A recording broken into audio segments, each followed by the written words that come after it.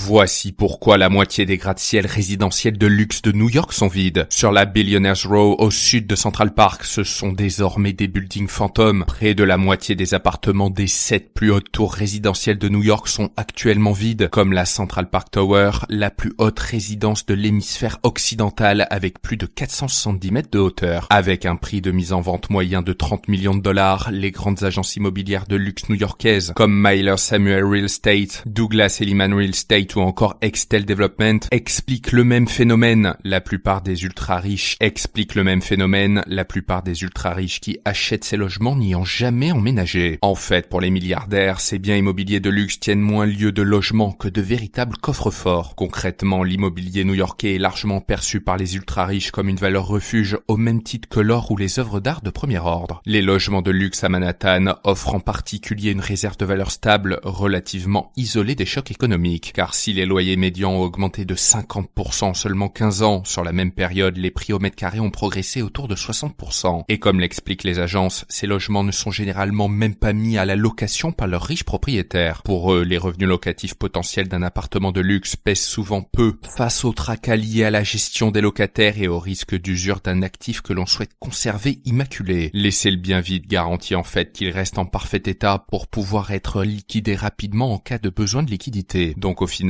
ces appartements vides fonctionnent comme une réserve de capital liquide, transférable et finançable par hypothèque, au cœur de l'un des marchés immobiliers les plus prisés au monde.